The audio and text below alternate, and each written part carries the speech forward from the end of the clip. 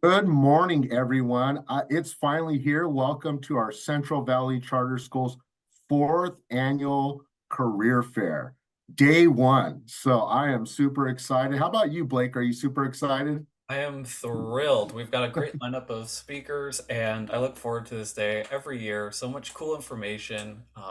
Can't wait. I know this is much anticipated. And so to our audience and to our students, we ask that you save the questions for our speakers for the end of the presentation. This is going to be the same format for every presentation you'll hear. Um, what we'll do is we'll hand the baton off to the speaker, and they'll share their stories, and then the last 15 minutes, we'll go ahead and we'll open it up for Q&A, and one of our transition support staff members will be fielding those questions. So, all right, we are eager to hear from our first speaker, Dr. Adana, our first chiropractor we have ever had. And Ooh, we just want to give her all the time that she deserves. And so we're just going to do a mic handoff to you, Dr. Adana. sounds Thank you for good. being here. Thank you for having me. This is so exciting. You guys have never had a Cairo. That's even more exciting. All right, awesome. Well, good morning, everybody. My name is Dr. Adana. I am a chiropractor. I practice alongside my husband, and we, as you see on this screen, own our practice in Pasadena called Innate Family Chiropractic. We have been in practice since 2010. And we not only are chiropractors, but we specialize mainly in pediatric care. So our office is run by a lot of kiddos, and we also take care of full families. So that is our favorite thing to do. Everyone from mom and dad to grandma and grandpa to anybody else that wants to join our party. So we have always just had a passion for working with kids. And we just figured, it makes such great changes in their health. So why not have that be the route that we go down? We also do work with a lot of pregnant moms, of course, and then we get to see their kiddos after. So I'm very excited to be here. I'm not sure if any of you have ever been to the chiropractor and know what a chiropractor is. Most people, when they think about a chiropractor, they think about like, my back hurts, my neck hurts, maybe I'm going to go get cracked. But what we call it is an adjustment. And, thinking about kids and kids being under care, it's very different than what you might be used to. So I'm going to talk to you a little bit about our practice specifically, and then I'm going to talk to you a little bit about what it takes to actually become a chiropractor. When I was in school, I thought I wanted to be an attorney. So I actually, had nothing, I didn't know anything about chiropractic. I started working for a chiropractor when I was 19, and that's when I kind of fell in love with the profession. She also was taking care of a lot of families, a lot of kids. So that's where I learned kind of the ins and outs of all of this. So let me go back here for a moment. There we go. So to become a chiropractor, well, first you kind of got to know what it is, right? So as chiropractors, what we do is we take care of your nervous system.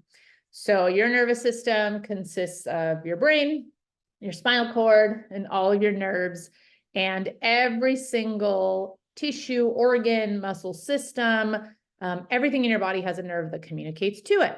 So as chiropractors, when we deliver an adjustment, we are influencing your nervous system.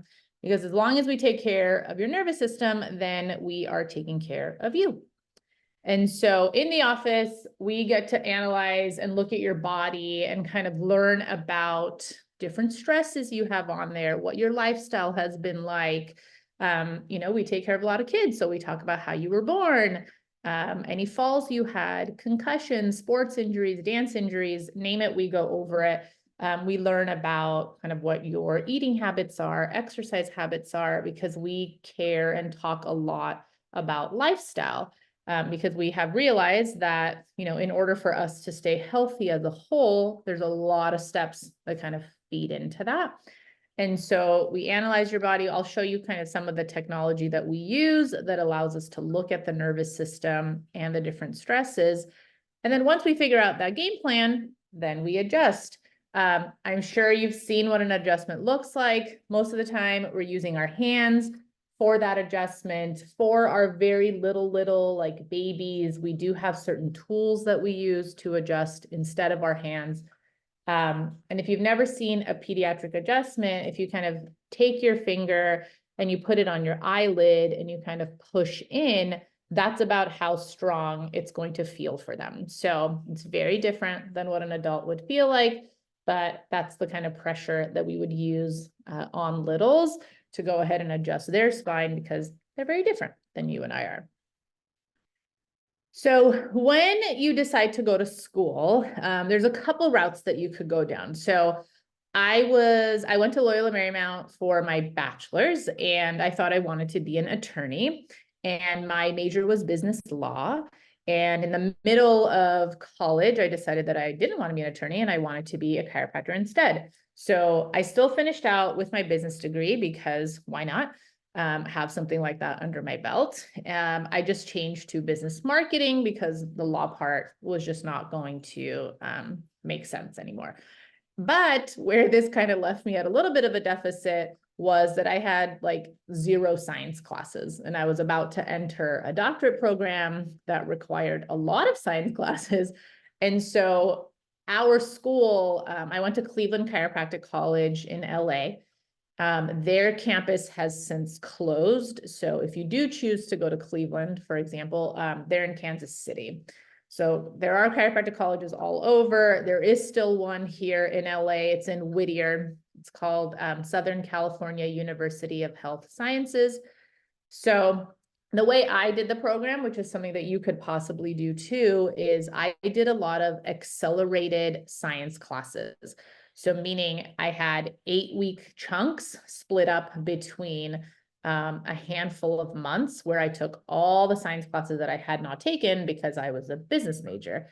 So I got to take like organic chemistry and physics and biology and regular chemistry. And so based off of that and the rest of my credits that I had in my bachelor's, then I was able to start the program when I did. You do not need a bachelor's specifically to start the chiropractic program, but you do need about 90 plus college units. So you're going to need almost close to what that bachelor's degree is. So if chiropractic is something you're choosing to do, you might want to contact the chiropractic school that you are interested in and ask them what kind of those prerequisites look like, because a lot of them offer that kind of program that kind of just leads straight into getting your actual doctorate. So once I finished my accelerated programs, then I started my chiropractic program. At that point, I applied to Cleveland Chiropractic College. That's where my chiropractor had gone. I went and toured it. I really liked the school, so I went there as well. That's where I met my husband. So he went there as well because his chiropractor that he worked for had gone there. And school is roughly 3.5 to 4 years. So depending on which chiropractic college you go to and what program you sign up for, you can be on a little bit of an accelerated course. So you're done in about 10 trimesters because we have 3 semesters. Well, that's what the trimester is. Or it's 4 years. So in these 3.5, 4 years, not only are you completing all your classes, and I remember starting chiropractic school and my chiropractor telling me that chiropractic school would be hard. And I was like, whatever, I just graduated from college. I had like 18 units. She wasn't kidding. In chiropractic school, we probably had like 25 to 32 units per trimester. So it is a lot of work. It's not something that you can kind of sit around and faff with. Because not only do you have classes, you have your lab that goes with these classes. Midterm weeks, you have, 8, 9, 10 different midterms that you're taking. So it is a lot of work. School was not easy for me. School was not hard for me. There were some classes that were very, very challenging, but I think once you kind of find the groove of what your study patterns are, who you get to study with, and that's probably what made the biggest difference for us as a group, because we had over like 100 people start the program with us, but you kind of tend to form good study partners and groups. And that was a game changer for getting through chiropractic school. So school, you'll complete all your classes. And then once you get to about the last year or so, then that's when you start clinic. And so we had our clinic on campus. Some of the schools have their clinic on campus as well, but you also get the opportunity to go into different chiropractic offices. And that's when you learned basically how to adjust. And so you learned adjustments, of course, in your classes, but then you were a student in clinic. So all of us, while we were in clinic, of course, had designated doctors that were assigned to us that would help us through this whole process. But that's what we got to do. And so that was a lot of fun because that's when we got exposure to so many different types of patients, whether they were the patients we wanted to take care of ourselves once we got into practice, or they weren't. We got to learn the ins and outs of that. We got to learn from all the doctors there. And then, of course, while we're doing all of this, we were also studying for our board exams. So there are 5 sets of boards that you take in chiropractic school, and you take them all kind of split up between a little after your first year until almost very close to graduation. And so there's parts 1 through 4. And then there's also a part of boards called physical therapy. And so once you passed your board exams, once you finish everything from chiropractic school, then you graduate, and then you take your ethics exam, and then that's when you would finally get licensed. And so once you get licensed, then that's when, of course, that's when the party starts, I think. And so after that point, you just get to start serving the masses. And so what that means is once you graduate, you have a couple options for what that means. Some people choose to work for another chiropractor. So if there's already an established practice, maybe you liked, let's say you want to go into pediatric care and you had come to our office and we wanted to hire another doctor, then that would potentially be something that you would do. Or if you're very interested in sports and you want to find a practice who works with soccer players or gymnasts or whatever it might be, then you could potentially be one of their associate doctors in that practice, which means you just kind of work for the practice.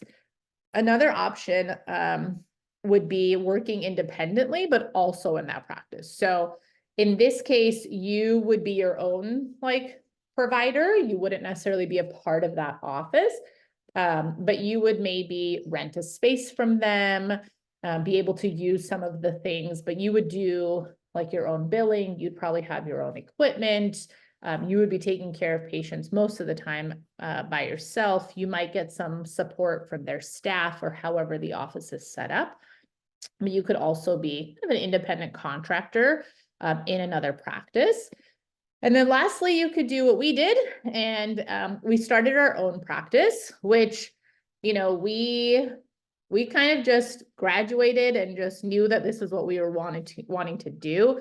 After graduation, we did each work in another space, but we did that for a couple of months while we were still getting our licensure in place.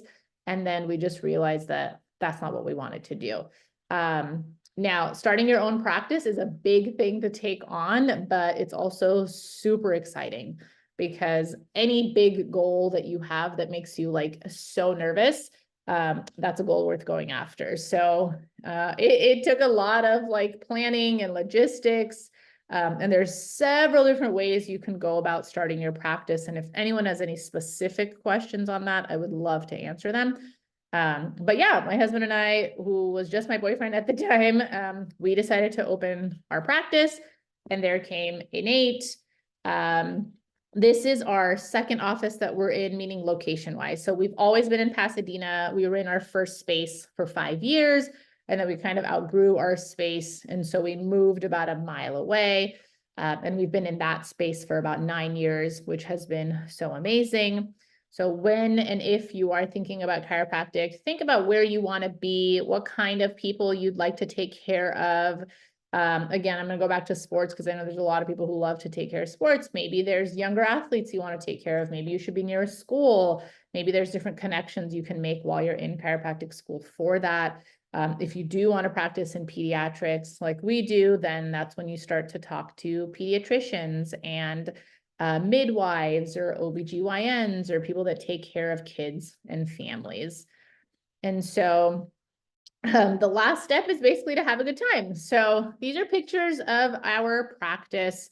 In our office, when you walk in, it's very homey. We are not a sterile space. We do take care of a lot of kids, so things are set up to just have a good time. We have a full designated playroom for the kids that can come in. We have a huge chalkboard wall in the middle of our office that kids can draw all over. And then our adjusting space that you're about to see, it's very open feel.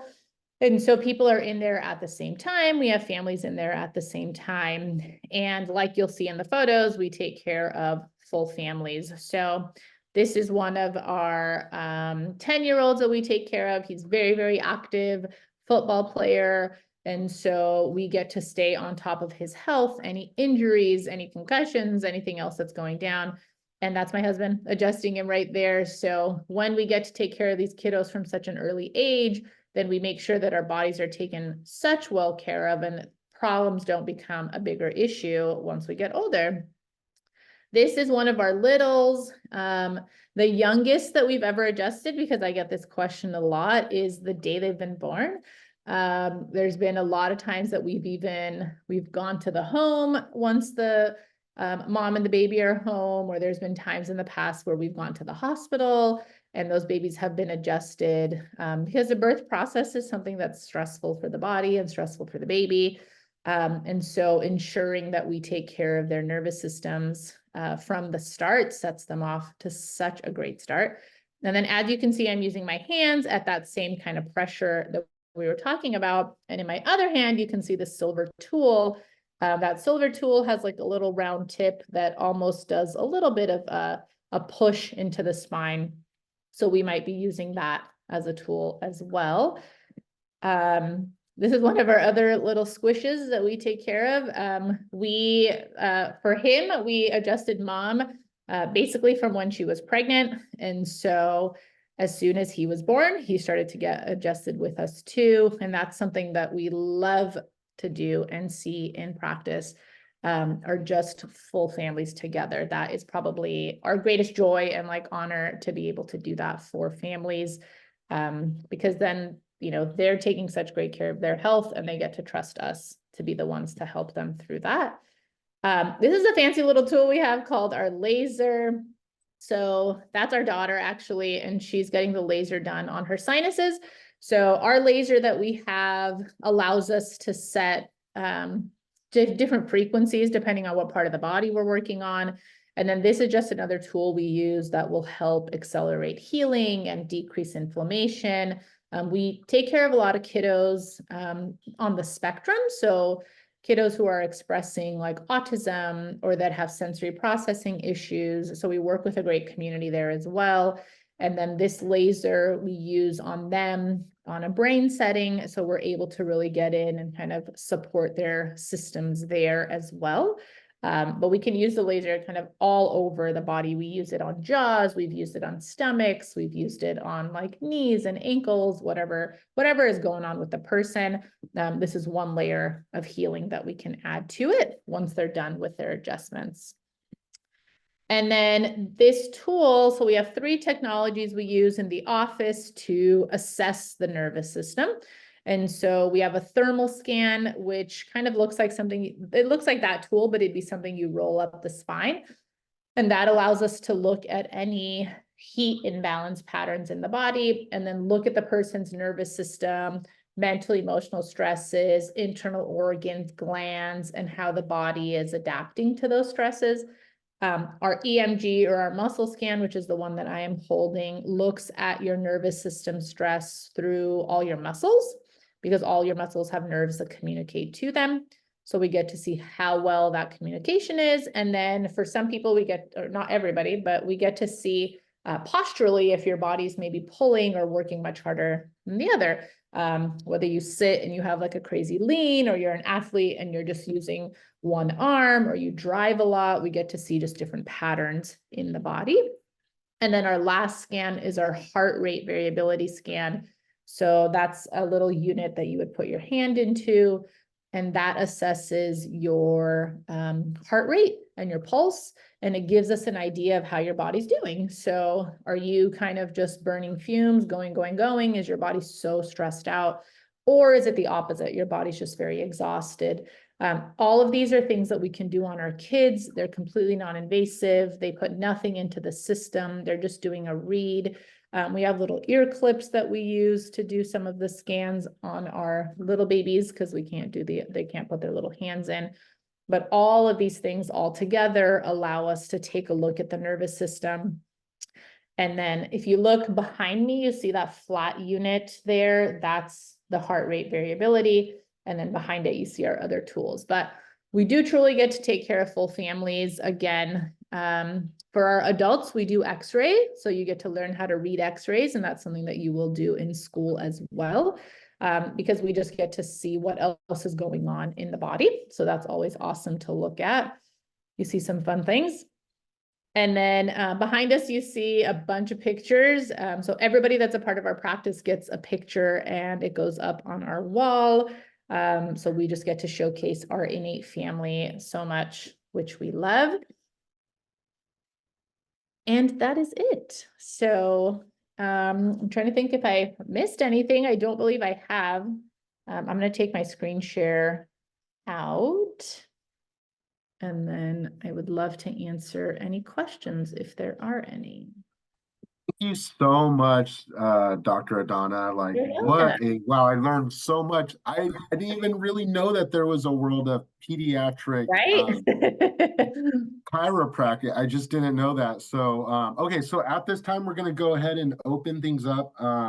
If you have any questions for our speakers, you could feel free to put them in the chat. Let me just make sure that, okay, I just updated the settings so that attendees can post their questions. So that should be available to everyone now. If you don't have questions, well, yeah, go ahead and put them in the chat. But I had I guess you could say a follow-up question. Sure. So a lot of our students, they're,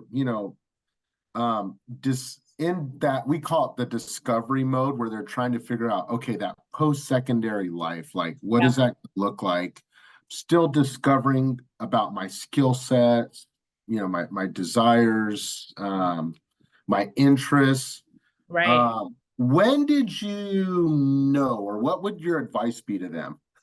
So I didn't know until I started working for a chiro. Like my whole life, I was like, I like to talk. I should be an attorney. Like I could be feisty. Let's do this. Like this is my realm. And then I started to work for a chiropractor out of pure chance, which didn't end up being chance. Obviously, it was where I was supposed to be, but I just wanted an office job. Like I had no idea what chiropractic was. I had no idea what pediatric was. So once I actually was submerged in that space, then I was like, I like this. Like I've always leaned more towards natural health. I grew up like that. I was a Girl Scout leader for like 15, 20 years. And so I've always loved working with kids. And I was like, wait, this is like a bunch of stuff all together. Like, what is this? So on my breaks, I would like sit in the room, go through her like chiropractic manual of like what that all entails. And then that's when I realized like, this might not be a bad idea. And so that's what did it for me. And knowing what was coming at the end is what made me really excited, because school was no joke, like school wasn't like, yeah, this is great. No, there was a lot. So if it was just the school part, I would have probably given up at some point, but not really. But yeah, just being in that space and seeing like the end in mind first set me up for like a win while I was there. I love that. I love that. And I love how you shared that post-secondary, or that experience in an office. Yeah. And so we're always trying to encourage our students to, just go for those opportunities, even if it's a self-discovery of, I hate it, I don't like it, like that's all good. Absolutely, because we did the same thing in chiropractic school too. Like we would be exposed to different speakers and how they practice. Some people were like just love car accident cases or would do like work injuries or sports stuff. And so we would go to see all that because we tell students all the time, like you have to find the stuff you don't like too. Because once you rule that out, then it makes it easier, like to find the stuff you do like. So Exactly. I do see we have a couple questions. yes. Blake, are you able to see them in the chat? Did you want to take the first one?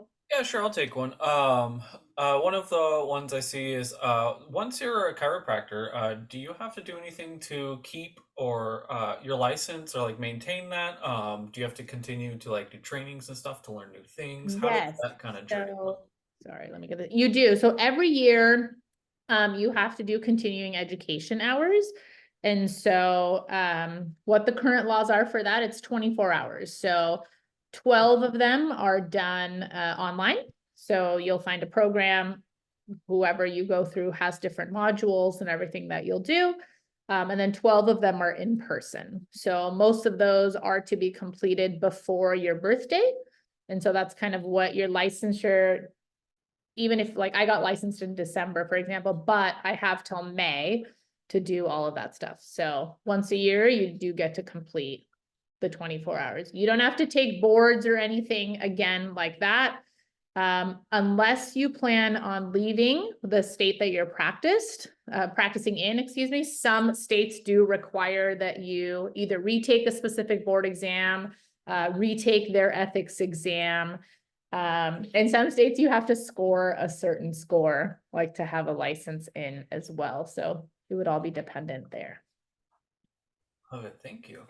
Of course. Jonathan, do you have another question or? Oh, I see one more in the chat. It says, do you work with TMJ? TMJ. So I do work with TMJ. It is not my specialty. If someone has like a lot more serious, like jaw things going on, then I will refer to a friend who specializes in that. So if it's kind of more basic things that we can work on, because when you do look at the jaw, a lot of times the neck is what contributes to the jaw issue and the jaw contributes to a neck issue. So if we can balance all of that out, we do work on the jaw, of course. So if we're seeing specific changes happen, they're great. But if someone needs like a whole host of very different things and has like a deep-seated issue, then I'll happily refer them to somebody who does. I love it. I love it. Okay. We do have another question. It's do you offer internships or mentoring? Are these opportunities, do chiropractor offices offer these things? If a student today hears this presentation, they're like, yes, or I'm interested. You can always come to our space anytime. We're in Pasadena. If that's close enough for someone to come to, you're more than welcome to come shadow and like hang out for the day. As far as like internships go, right now we do work with the chiropractic college that is in Whittier. And so we are part of their network so that you can come into our space for the X amount of hours that they need for graduation. So yeah, we've always had an intern from the school in our space. Love it. Love it. Anyone else? While we wait, actually, I do kind of have a question from Sure. myself as well. I was just curious, as somebody who I have sometimes like neck and back pain. I got a football injury when I was in high school. Massages are great. Sometimes the idea of going to a chiropractor is a little nerve-wracking, especially with like the neck areas. So I'm sure you've had many people maybe a little cautious about entering. So I was just wondering how you kind of go about maybe new patients that are kind of not quite scared, but maybe a little nervous to kind of dip their toes into chiro. No, that's a phenomenal question. And that comes up very often because they're like, you're gonna go do this to me. And what if you break my neck? And I'm like, I could never do that, but thank you for thinking of that strong. Our goal with our new patients specifically is to be as thorough as possible. So before you even get an adjustment in our space, you come in for 2 separate visits. So the first visit is a full exam, a full consult, the history, all of our assessments. We send you out for imaging, we come back. The second visit, we sit down, we review all of it with you, we show you your results, we give you a ton of info, and then we want to make sure that you want to be on our team and that we get to be on each other's team. At that point, if someone is very hesitant about getting a manual adjustment, then we work with you on that. We have either a tool we're going to use or a headpiece that has a drop. But we will start with that process, and we're very open to whatever is going to work for the patient. But there are those cases where we tell them, like, look, based off the pattern we're seeing on the x-rays and your scans, we're going to need to get in a little bit differently. And so we walk and talk through like everything we're touching, every direction we're moving, what it might feel like. And then truth be told, if we do it and the person's like, then we go back to using a tool. Like we just go back to the other way until they feel comfortable enough to say, you know what, like I'm in. Because the last thing I want is for you to be on the table like this, and then we're trying to like relax your nervous system, you know? So yeah, communication is key for all of that. Awesome. Thank you so much. You're welcome. Looks like we have another question in the chat. It says, what people or technical skills would you say is necessary to be successful as a chiropractor? Honestly, I don't know about the technicality. I think it's more you just get to be a nice person. Like you have to, like we just have a communication, right? Like, yes, you can't just faff around in school and not know how to adjust, because then you're not going to get results with the people, right? But you can always stay on top of the technical things. Always. There's always seminars that you can go to and doctors that you can learn from. And the way that I adjusted the first patient that I saw compared to 14 years later is very different, you know? My husband and I always joke, like, we were in our mid-20s, early 20s, and people were like, sure, I'll come, you can be my doctor. And we're like, yeah, they're gonna come to our office, it's crazy. But we had a certain like certainty and trust in ourselves, and that's how we showed up. And so what's made us successful is that we really have been there to serve the families that we take care of. And we've been there to just have a good time. Like we know that people are here to see us to get healthier, and we're going to make that a really joyful experience for them. We're going to make sure that we get to be on their team. We're not going to sit and like punish somebody for something or be like very sterile or non-communicative with them. So I think our communication skills have set us up for a win in that sense too.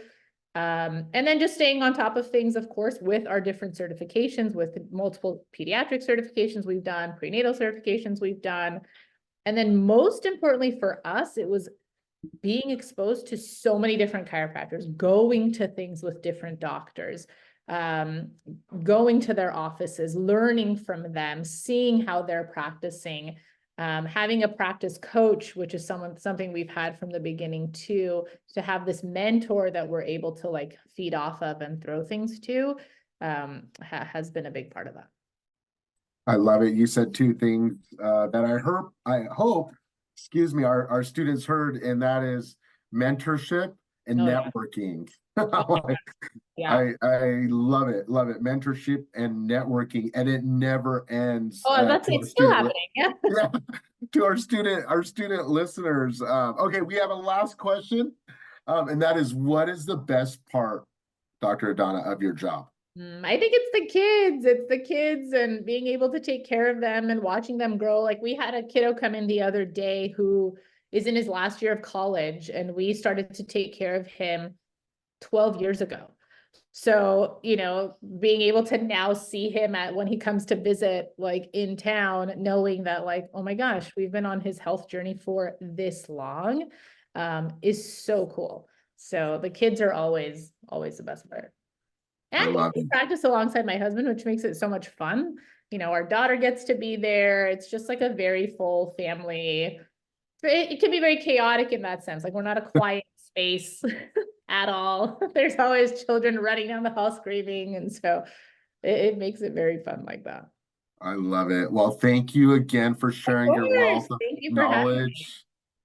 We learned so much. We really appreciate you taking the time, and we're super excited to share out with our students who weren't able to be here. So And it's just a quick question.